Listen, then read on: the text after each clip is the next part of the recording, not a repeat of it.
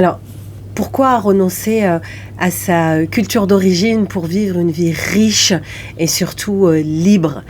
Eh bien, tout simplement parce que ta culture d'origine est venue t'apporter un message de par tes ancêtres.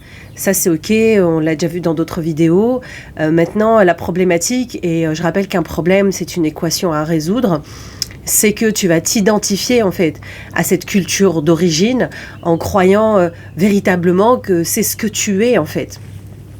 Et ça va créer des dysfonctionnements, j'ai envie de dire, dans ton quotidien et dans cette incarnation-là, puisque en fait, comme tu es déjà à la base, nous sommes paramétrés déjà sur une culture, des croyances fortes qu'on récupère déjà dans le ventre de notre mère et qui est tout à fait OK avec l'incarnation qu'on est venu vivre, puisque c'est l'expérience qu'on est venu vivre.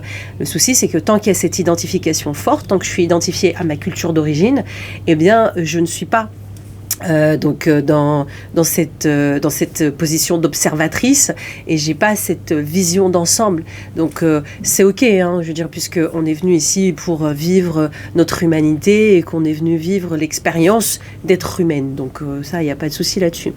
Mais souvent, comme on est aussi venu faire l'expérience de qui nous sommes, c'est-à-dire découvrir notre nature profonde, eh bien, quand je reste accrochée à ma culture d'origine et que je m'identifie sans cesse à cette culture, ça vient souvent avec le côté nationaliste, ça vient souvent avec le côté positionnement. Donc, il y a certaines cultures qui sont plus imprégnées que d'autres, où vraiment, il y a de par leur histoire, de par l'égrégore qui est en place, vont venir parfois vraiment être très présente dans nos vies et laissant moins de place, j'ai envie de dire, à la partie observateur. Je rappelle que l'observateur qui est en nous, c'est la partie être-té, c'est-à-dire c'est vraiment cet état de conscience, c'est tout simplement la conscience, parce que l'état, c'est l'état dans lequel on va être, mais c'est la conscience.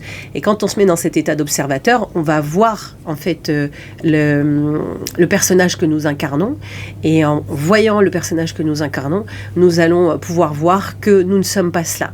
Donc, passer par cette partie où j'abandonne ma culture d'origine pour pouvoir pleinement être libre, pleinement être moi-même, on va dire, dans mon état d'être le plus profond, ma nature profonde, c'est à mon sens un passage, j'ai presque envie de dire obligé, pour vraiment incarner le plus librement possible notre état de nature originel.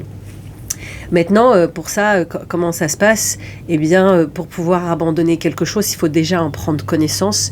Il faut déjà connaître effectivement d'où on vient, aller regarder un petit peu ce qu'on nous a légué et j'ai presque envie de dire choisir consciemment d'abandonner cela. C'est pas la même chose que si je rejette cela, parce que si je rejette cela, et encore une fois c'est OK, on va créer un état de tension, on va créer un état de résistance qui ne va faire que accentuer le mal-être.